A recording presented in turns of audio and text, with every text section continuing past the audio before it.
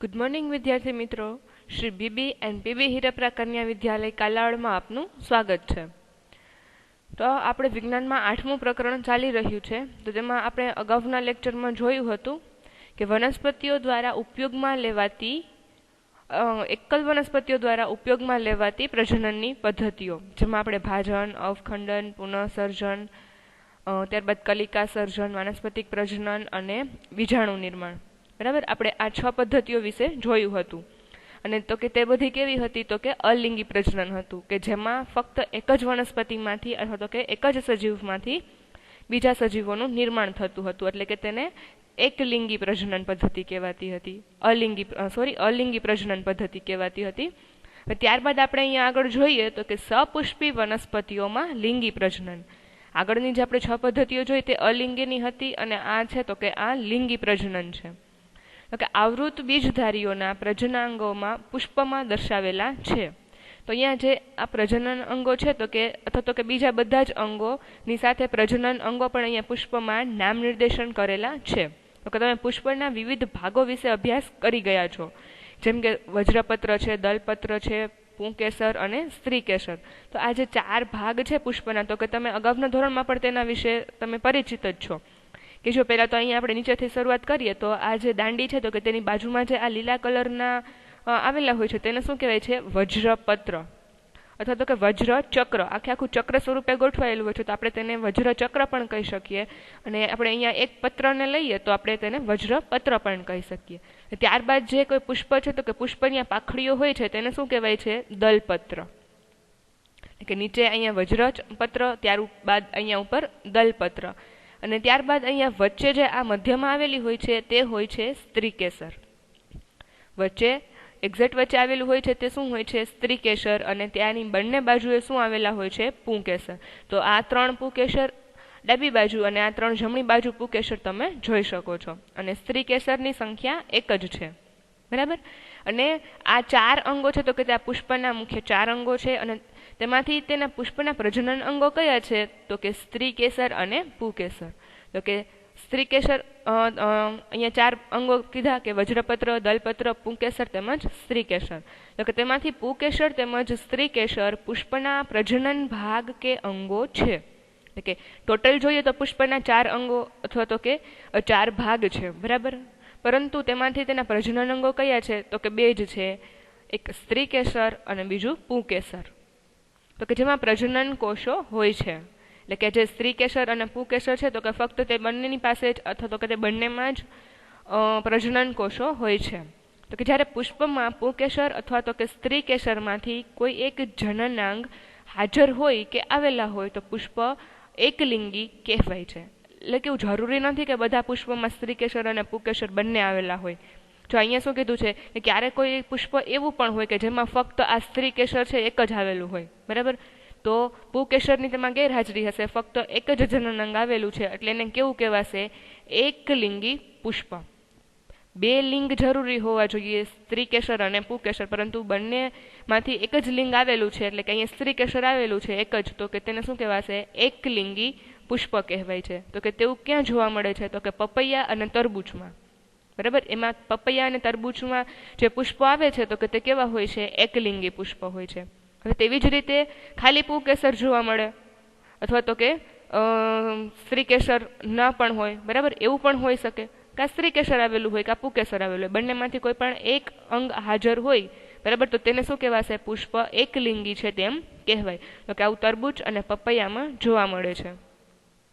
જ્યારે પુષ્પમાં પુંકેસર તેમજ સ્ત્રીકેસર બંને આવેલા હોય તો તેવા પુષ્પને ઉભયલિંગી અથવા તો કે દ્વિલિંગી પુષ્પ કહેવાય છે. તો કે આ પુષ્પ છે એ કેવું છે? ઉભયલિંગી અથવા તો દ્વિલિંગી. તમે અહીંયા જોઈ શકો છો કે આમાં સ્ત્રીકેસર પણ છે અને પુંકેસર પણ આવેલું છે, એટલે કે બંને અંગો આવેલા હોય તો તેવા પુષ્પને ઉભયલિંગી અથવા તો કે દ્વિલિંગી પુષ્પ કહેવાય છે. તો કે આવા પુષ્પ છે તો કે તે શેમાં જોવા મળે છે? તો કે જાસૂદ અને રાઈ. કે જાસૂદ અને રાઈના પુષ્પો છે તે કેવા હશે? તો કે ઉભયલિંગી અથવા તો કે દ્વિલિંગી. જ્યારે પપૈયા અને તરબૂચના પુષ્પો કેવા હશે? એકલિંગી. તો કે પુંકેસર નર જનનાંગ છે જેના દ્વારા પરાગરજનું નિર્માણ કરાય છે, બરાબર. પુકેશર અને સ્ત્રીકેશર નામ પરથી જ આપણને ખબર પડી જાય છે કે આમાં કોણ નર છે અને કોણ માદા છે, બરાબર. તો સ્ત્રી તો એ માદા માટે શબ્દ વપરાય છે, તેના પછી આપણે ખબર પડી જાય છે કે એ માદા અંગ છે, અને જે પુકેશર છે તો કે તે નર અંગ જનનાંગ છે, બરાબર. તો કે પુકેશર એ નર જનનાંગ છે જેના દ્વારા પરાગરજનું નિર્માણ કરે છે. તો પરાગરજ ઉત્પન્ન થાય છે, પરાગરજનું નિર્માણ કોણ કરશે? પુકેશર. પુકેશરનો કયો ભાગ પરાગરજનું નિર્માણ કરશે? પરાગરજ ક્યાં જોવા મળશે? તો કે આ જે પુકેશર છે તો કે તેના ટોચના ભાગે, તેનો ટોચનો ભાગ કયા નામે ઓળખાય છે? પરાગાશય. એટલે કે પુકેશરનો પરાગાશય પરાગરજનું નિર્માણ કરે છે. પુકેશરમાં પરાગરજ ક્યાં જોવા મળે છે? તો કે તેના ટોચના ભાગે, જે અહીંયા પરાગાશય નામ નિર્દેશન કરેલું છે તેમાં પરાગરજ જોવા મળે છે. જે સામાન્ય રીતે કેવી હોય છે? તો કે પીળા રંગની હોય છે, બરાબર. તમે જોયું હશે કે જ્યારે તમે કોઈ પુષ્પના પુકેસરને અટકો છો ત્યારે તમારા હાથમાં એક પીળા કલરનો પાવડર ચોટી જાય છે, બરાબર. તો એ પાવડર છે એ શું છે? પરાગરજ છે, બરાબર. તો કેવી હોય છે? એ પીળા કલરની હોય છે. તો કે સ્ત્રીકેશર પુષ્પના કેન્દ્રસ્થ ભાગમાં આવેલું હોય છે. આપણે જોયું કે સ્ત્રીકેશર ક્યાં આવેલું હોય છે? પુષ્પના કેન્દ્રસ્થ એટલે કે વચ્ચેના ભાગમાં, કેન્દ્રમાં આવેલું હોય છે, અને તે પુષ્પનું માદા જનનાંગ છે. એના વિશે આપણે જોયું કે સ્ત્રીકેશર છે તો કે તે માદા જનનાંગ છે. તે 3 ભાગથી બનેલું હોય છે, બરાબર. તો કે આ આધાર એટલે કે તલ્ય પ્રદેશ, બરાબર. આ આધાર કે તલ્ય પ્રદેશ છે તો કે તે કેવો દેખાય છે? આપણને થોડોક ફૂલેલો ભાગ દેખાય છે, બરાબર. આ નીચેનો ભાગ છે એટલે કે આધાર અથવા તો કે તલ્ય ભાગ આપણને કેવો દેખાય છે? ફૂલેલો દેખાય છે, બરાબર. તો કે તેને શું કહેવાય છે? અંડાશય અથવા તો કે બીજાશય. ફૂલેલો ભાગ છે એને આપણે કાં તો અંડાશય કહી શકીએ અથવા તો બીજાશય. મધ્યમાં લાંબી નલિકા જેવી રચના જોવા મળે છે, આને આપણે કહેશું પરાગવાહિની, બરાબર. કેમ કે આ શું કરે છે? તો કે પરાગરજ છે તો કે તેનું વહન કરે છે, એટલે કે વાહિની વહન કરે છે, એટલે વાહિની. અને કોનું વહન કરે છે? તો કે પરાગરજનું. એટલે તેના પરથી પરાગવાહિની અને નામ આપવામાં આવ્યું છે. આ મધ્યમાં જે નલિકા જેવી રચના છે તેને પરાગવાહિની કહે છે, અને તેનો આ અગ્રસ્થ ભાગ તે પરાગ આસન તરીકે ઓળખાય છે, પરાગાસન તરીકે ઓળખાય છે, બરાબર. એટલે કે આ જે સ્ત્રીકેશર છે તો કે તે 3 ભાગમાં વહેંચાયેલી હોય છે. તલ્ય ભાગ ફૂલેલો હોય છે, જેને બીજાશય કે અંડાશય કહેવાય છે. તેની ઉપરનો મધ્યમાં નલિકા જેવો ભાગ કે જે પરાગવાહિની કહેવાય છે, અને તેની ટોચનો અથવા તો કે અગ્રસ્થ ભાગ પરાગાસન તરીકે ઓળખાય છે. એટલે કે સ્ત્રીકેશર છે તો કે એક આખું સ્ત્રીકેશર 3 ભાગમાં વહેંચાયેલું હોય છે. તો તે જ અહીંયા કીધું છે કે આધાર કે તલ્ય પ્રદેશ ફૂલેલો ભાગ છે તો કે તેને અંડાશય અથવા તો બીજાશય કહેવાય છે. મધ્યમાં લાંબી નલિકા જેવી રચના છે તો કે તે પરાગવાહિની, અને અગ્રભાગે આવેલી રચના શું કહેવાય છે? પરાગાસન હોય છે, જે સામાન્ય રીતે ચીકણું કે સ્નિગ્ધ હોય છે. એટલે કે પરાગાસન છે તો કે તે કેવું હોય છે? આ પરાગાસન છે, તમે એ નામ નિર્દેશન જોઈ શકો છો. પરાગાસન કેવું હોય છે? તો કે સ્નિગ્ધ અને ચીકણું હોય છે. તો કે તે શા માટે સ્નિગ્ધ અને ચીકણું હોય છે? તો કે જ્યારે આ પરાગરજ છે તો કે તે શું થશે? આ પરાગરજ છે તો કે તેનું સ્થળાંતરણ કરશે પરાગાશયમાંથી કઈ જગ્યાએ આવશે? પરાગાસન પર, બરાબર. એટલે કે પરાગરજ છે તે પરાગાશયમાંથી જ્યારે તેનું સ્થળાંતર પરાગાસન પર થાય છે ત્યારે પરાગાસન સાથે તે ચોંટી જાય છે, કેમ કે પરાગાસન કેવું છે? સ્નિગ્ધ અથવા તો ચીકણું છે. એટલે કે હવે તેના પર પરાગરજ ચોંટી ગઈ પછી પરાગરજ શું થશે? તો કે આ પરાગવાહિની મારફતે તેનું વહન થશે, એટલે કે આ ઉપરથી નીચેની તરફ જશે પરાગરજ, અને ત્યારબાદ અહીંયા અંડાશય અથવા તો કે બીજાશયમાં જશે, અને ત્યારબાદ તેનું ફલન થશે. તો જોઈએ આગળ. તો કે અંડાશયમાં અંડક કે બીજાંડ હોય છે. નીચે આપણે જે આ ભાગ જોયો હતો, બરાબર, એને આપણે શું કીધું હતું? અંડાશય કે બીજાશય. તો અંડાશયમાં શું હોય છે? અંડાશય કહીએ તો અંડક, અને બીજાંડ બીજાશય કહીએ તો બીજાંડ, બરાબર. એટલે કે જો અંડાશય હોય તો અંડક અને બીજાશય હોય તો બીજાંડ શબ્દ. એટલે તેના પરથી કે અંડક કે બીજાંડ હોય છે, અને પ્રત્યેક અંડક કે બીજાંડમાં એક અંડકોષ હોય છે. તો આ તમે જોઈ શકો છો અહીંયા, બરાબર.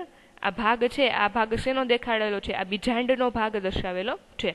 આ આખું છે એ અંડાશય છે અથવા તો કે બીજાશય છે.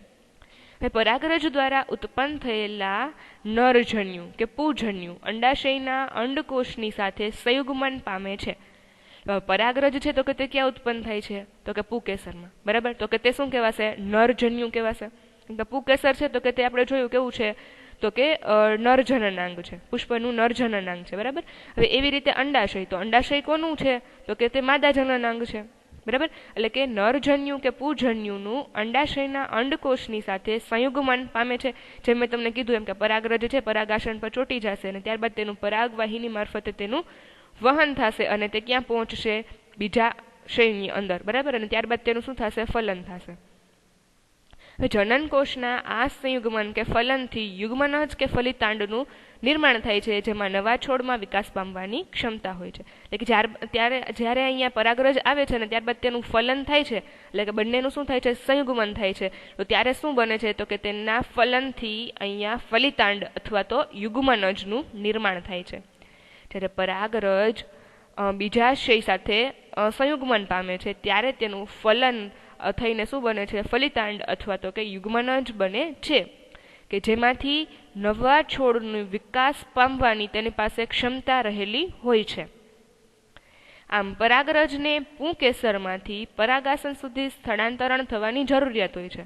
તો અહીંયા પરથી આપણે એટલું કહી શકીએ કે જો પરાગરજ સ્થળાંતરણ થઈ ક્યાંથી? પરાગાશયમાંથી પરાગાસન ઉપર. બરાબર. પરાગરજનું સ્થળાંતરણ પરાગાશયમાંથી પરાગાસન ઉપર થયું અને ત્યારબાદ પરાગાસન પરથી પરાગવાહિની મારફતે તેનું વહન થઈને બીજાશય સુધી પહોંચી, ત્યારબાદ જ અહીંયા તેનું ફલન થઈને યુગ્મનજનું નિર્માણ થયું. જો આ પરાગરજ છે તો કે તે અહીંયા સુધી પહોંચે જ નહીં બીજાશય સુધી, તો ત્યાં તેનું ફલન થતું નથી. એટલે કે પરાગરજ છે તો કે તેનું બીજાશય સુધી પહોંચવું જરૂરી છે, તેનું સ્થળાંતરણ થવું જરૂરી છે. જો પરાગરજનું આ સ્થળાંતરણ તે પુષ્પના પરાગાસન પર જ થાય તો તેને સ્વપરાગનયન કહે છે. જો અહીંયા આપણે સમજીએ કે આ પુષ્પ આપેલું છે, હવે અહીંયા આ પરાગાશય ઉપર અહીંયા પરાગરજ આવેલી હશે, હવે આ જ પરાગરજનું જો અહીંયા આ આવેલા પરાગાસન પર સ્થળાંતરણ થાય, એટલે કે આ બંને પુંકેસર અને સ્ત્રીકેસર આ બંને ક્યાં આવેલા છે? એક જ પુષ્પમાં આવેલા છે. બરાબર. એટલે કે પરાગરજનું તે જ પુષ્પના પરાગાસન પર સ્થળાંતરણ થાય તો તેને શું કહે છે? સ્વપરાગાનયન. બરાબર. સ્વપરાગનયન કહે છે તેને. અને જો હવે આ પુષ્પ છે એની આ પરાગરજ છે, એ પરાગરજ અહીંયા બાજુમાં બીજું કોઈ પુષ્પ આવેલું હોય, તે પુષ્પના પરાગાસન પર સ્થળાંતરણ થશે તો તેને શું કહેવામાં આવશે? પરપરાગનયન. બરાબર. એટલે કે જો પોતાના પુષ્પની પરાગરજ પોતાના જ પુષ્પના પરાગાસન પર તેનું સ્થળાંતરણ થશે તો તેને સ્વપરાગનયન કહેવામાં આવશે. પરંતુ જો એક પુષ્પની પરાગરજ બીજા પુષ્પના પરાગાસન પર સ્થળાંતરણ થશે તો તેને શું કહેવાશે? પરપરાગનયન. હા, 1 માર્ક્સનો MCQ માં પૂછાઈ શકે છે, અથવા તો કે 1 માર્ક ક્વેશ્ચનમાં પણ પૂછાઈ શકે છે કે સ્વપરાગનયન કોને કહે છે અથવા તો કે પરપરાગનયન કોને કહે છે, તે સમજાવો.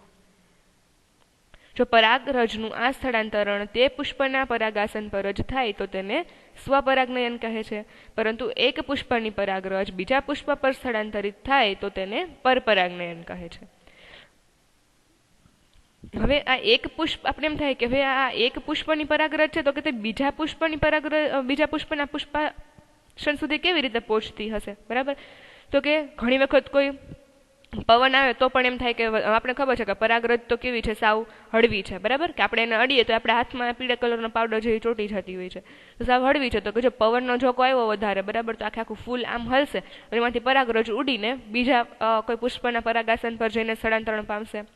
પછી એવી જ રીતે કોઈ કીટકો દ્વારા, કે જેમ કે કોઈ ભમરો છે, પતંગિયું છે, બરાબર, તો કે તે એક ફૂલ ઉપર બેસે છે અને પછી ત્યારબાદ તે બીજા ફૂલ ઉપર બેસે છે. તો એક ફૂલ ઉપર બેસશે તો તેની પરાગરજ તેના પગમાં તેની સાથે ચોટી જશે અને ત્યાંથી તે બીજા ફૂલ ઉપર જઈને બેસે છે, તો તેના પગમાં જે પરાગરજ હતી ચોટેલી તો હવે બીજા પુષ્પ ઉપર જઈને બેસે છે, તો ત્યાં તેનું શું થઈ જશે? સ્થળાંતરણ થઈ જશે. એટલે કે આવી રીતે કીટકો દ્વારા પણ, જેમ કે કોઈ ભમરો છે, પતંગિયા છે, બરાબર, તેના દ્વારા પણ આ પરાગરજનું સ્થળાંતરણ થતું હોય છે. તો અહીં આપણે જોઈએ કે તેના માટેના વાહકો કયા છે, તો કે એક પુષ્પથી બીજા પુષ્પ સુધી પરાગરજનું આ સ્થળાંતરણ હવા, પાણી કે પ્રાણી જેવા વાહકો દ્વારા થાય છે. આ પણ 1 માર્ક્સમાં 1 માર્ક ક્વેશ્ચન છે કે પરપરાગનયન માટેના જવાબદાર વાહકો કયા છે તે જણાવો. તો કે હવા, પાણી અને પ્રાણી. હવે પરાગરજનું યોગ્ય પરાગાસન પર પહોંચવા ઉપરાંત નરજન્યુ કે પુંજન્યુને અંડાશયમાં આવેલા માદાજન્યુ કોષ, એટલે કે કયો છે માદાજન્યુ કોષ? તો કે અંડકોષ સુધી પહોંચવું જરૂરી હોય છે. બરાબર ને. આ પરાગરજ છે તો કે તેનું અહીંયા આ બીજાશય છે તો કે તેમાં આવેલા અંડકોષ સુધી પહોંચવું જરૂરી છે, તો જ તેનું અહીંયા યુગ્મનજ થશે, તો જ તેનું ફલન થશે. તેના માટે પરાગરજમાંથી એક નલિકાનો વિકાસ થાય છે. જો અહીંયા તમે જોઈ શકો છો કે આ પરાગરજ છે તો કે તેમાંથી શું થાય છે, એક નલિકાનો વિકાસ થાય છે અને તે નલિકા પરાગવાહિનીમાં થઈને અંડક કે બીજાંડ સુધી પહોંચે છે અને તેને શું કહેવાય છે, પરાગ નલિકા કહે છે. બરાબર, પરાગવાહિની પણ અલગ અને પરાગ નલિકા પણ અલગ. બરાબર, એટલે કે અહીંયા શું હતું તો કે પરાગાસન હતું અને અહીંયા બીજાશય, તો કે પરાગાસન અને બીજાશયને જોડતી પરાગવાહિની. બરાબર, પરંતુ આ પરાગરજ છે તો કે તે નલિકા જેવી રચના કરે છે અને નલિકાનો તેમાં વિકાસ થાય છે અને પછી શું થાય છે તો કે આ નલિકા પરાગવાહિની, જ્યાં વાહિની આવેલી છે તેમાંથી જ થઈને તે ક્યાં સુધી પહોંચે છે તો કે આ અંડક કે બીજાંડ સુધી પહોંચે છે, તો કે તેને શું કહેવાય છે, પરાગ નલિકા કહે છે. ફલન પછી યુગ્મનજમાં અનેક વિભાજન થાય છે અને અંડકમાં ભ્રૂણ વિકાસ પામે છે. હવે અહીંયા પરાગરજ પહોંચી ગઈ બીજાશય બીજાંડ સુધી, એટલે હવે શું થશે, તેનું ફલન થશે. બરાબર, એટલે કે યુગ્મનજમાં તો કે શું થાય છે, વિભાજન થાય છે અને અંડકમાં ભ્રૂણ વિકાસ પામે છે. બરાબર, એટલે કે આ અંદરનો ભાગ છે તો કે એ અંડક છે તો કે તેમાં શું થશે, હવે ભ્રૂણ વિકાસ પામશે. બરાબર, એટલે કે અંડક કે બીજાંડમાંથી એક સખત આવરણ વિકાસ પામે છે અને આ બીજમાં પરિવર્તિત થાય છે. બરાબર, એટલે હવે શું થાય છે તો કે આ બીજાંડ છે તો કે અથવા તો કે અંડક છે તો કે શું થશે, તેની ફરતે એક સખત આવરણનો વિકાસ થશે. બરાબર, સખત આવરણનો વિકાસ થઈ જશે એટલે એ શું બની ગયું, હવે બીજ બની જશે. બરાબર, તો બીજમાં પરિવર્તિત થાય છે અને અંડાશય ઝડપથી વૃદ્ધિ પામે છે અને પરિપક્વ થઈને ફળમાં પરિણમે છે. બરાબર, એટલે શું થશે કે જે હવે અહીંયા આ બહારનું આવરણ હતું તો કે તે સખત આવરણ બની ગયું એટલે કે તે બીજનું નિર્માણ થઈ ગયું. ત્યારબાદ તેનો વૃદ્ધિનો વિકાસ થઈને શું થશે તો કે તે પરિપક્વ ફળમાં પરિણમે છે. આ બહારનો ભાગ છે શેમાં ફેરવાઈ જશે, પરિપક્વ ફળમાં પરિણમે છે. આ સમયગાળા દરમિયાન વજ્રપત્રો, દલપત્રો અને પુકેસર પરાગવાહિની તેમજ પરાગાસન સામાન્ય રીતે કરમાઈ જઈને ખરી પડે છે. તો જ્યારે અહીંયા આ પરિપક્વ ફળ બને છે આની ફરતે ત્યારે શું થશે તો કે જે આ પરાગ નલિકા છે, પરાગવાહિની છે, પરાગાસન છે, આ બાજુમાં આવેલા પુકેસરો છે, નીચે આવેલા દલપત્ર, વજ્રપત્ર, આ બધું શું થશે, કરમાઈને ખરી પડે છે. બરાબર, તો કે તમે જોવો છો ત્યારે તમે એવી રીતે જોવો છો ને કે કોઈ પણ હોય, જેમ કે કોઈ ચીકુનું હોય કે કોઈ સીતાફળી હોય. બરાબર, તો તેમાં તમે ફળને જોતા હશો તો ફળ જ હોય, તેમાં ક્યારેય તેના ફૂલની પાંદડાઓને એવી રીતે કે તેની સાથે પુકેસરનું તમે જોઈન્ટ થયેલું નહીં જોતા હોય. બરાબર, કેમ કે શું થાય છે, તે ફળ જેવી રીતે વિકાસ પામે છે તો કે તે શું થાય છે, ખરી પડે છે. તો એટલે કે સૌ પ્રથમ પહેલા તો શું થાય છે કે કોઈ ચીકુડી હોય, સીતાફળી હોય તો તેમાં તો પહેલા પુષ્પ આવશે. બરાબર, હવે પુષ્પમાં જ્યારે આવી રીતે પરાગરજનું સ્થળાંતરણ થશે ત્યારબાદ તેનું ફલન થશે, ત્યારબાદ તેનું યુગ્મનજમાં રૂપાંતરણ થશે બીજાશયનું. બરાબર, ત્યારબાદ તેનો વૃદ્ધિને વિકાસ થઈને તેમાંથી ફળનું નિર્માણ થશે. એટલે કે હંમેશા પહેલા ફૂલ એટલે કે પુષ્પો આવે છે અને તેમાંથી જ શું થાય છે, ફળનું નિર્માણ થાય છે. જ્યારે ફળ પરિપક્વ બને છે ત્યારે તેની સાથે એના અંગો જેમ કે વજ્રપત્ર, દલપત્ર, પરાગાસન, પુકેસર બધું શું થાય છે, ખરી પડે છે. તો તમે ક્યારે પુષ્પના કોઈ ભાગને ફળની સાથે સ્થાયી રૂપ જોડાયેલ જોયો છે? બરાબર, કે જ્યાં ભાગો ખરી પડે છે તો કે તમે ક્યારે એવું જોયું છે કે એ ભાગો ખરી ન પડતા હોય અને તે ફળ છે તો કે તેની સાથે જોઈન્ટ જ હોય? બરાબર, આપણે એવું નથી જોતા, કેમ કે શું થાય છે, સામાન્ય રીતે ફળ પરિપક્વ બનશે એટલે અંગો શું થશે, ઓટોમેટિક કરમાઈને ખરી પડે છે. બીજમાં ભાવિ વનસ્પતિ અથવા તો કે ભ્રૂણ હોય છે. આપણને ખબર છે કે બીજમાં ભાવિ વનસ્પતિ અથવા તો કે ભ્રૂણ હોય છે. આપણે કોઈ પણ નવો છોડ ઉગાડવો હોય તો આપણે સામાન્ય રીતે શું ઉગાડતા હોઈએ છીએ, બીજને જ ઉગાડતા હોઈએ છીએ. તો કે તેમાંથી શું થાય છે, નવો છોડ વિકાસ પામે છે. એટલે કે જ્યારે આ બીજ છે તો કે આ બીજને જ્યારે સાનુકૂળ પરિસ્થિતિ મળશે ને તો કે તેમાંથી શું થશે, નવી વનસ્પતિ તો કે તે અથવા તો તેમાં ભ્રૂણમાં વિકાસ થઈને તેનું નવી વનસ્પતિ તેમાંથી ઉગી નીકળશે. બરાબર, તો કે આ બીજમાંથી શું થાય છે તો કે અંકુરણ પામે છે. એટલે આ ઘટનાને શું કહેવાય છે, અંકુરણ કહે છે. જેમ કે બીજમાં ભાવિ વનસ્પતિ અથવા તો ભ્રૂણ હોય છે જે સાનુકૂળ પરિસ્થિતિઓમાં નવા છોડમાં વિકાસ પામે છે. આ ક્રિયાને અથવા તો કે આ ઘટનાક્રમને અંકુરણ કહે છે. સાનુકૂળ પરિસ્થિતિ એટલે કે તેને યોગ્ય તાપમાન, યોગ્ય ખોરાક છે, પાણી છે, ભેજ છે, એ બધું સાનુકૂળ પરિસ્થિતિઓ કહેવાય એના માટે. તો ત્યારે તેને મળી રહેશે જ્યારે પણ તો કે તેમાંથી શું થશે, અંકુરણ પામીને નવું વનસ્પતિ અસ્તિત્વમાં આવશે. તો આજના લેક્ચરમાં આપણે આટલું જ રાખીએ, ત્યારબાદનું આપણે તેના પછીના લેક્ચરમાં જોઈશું. Thank you.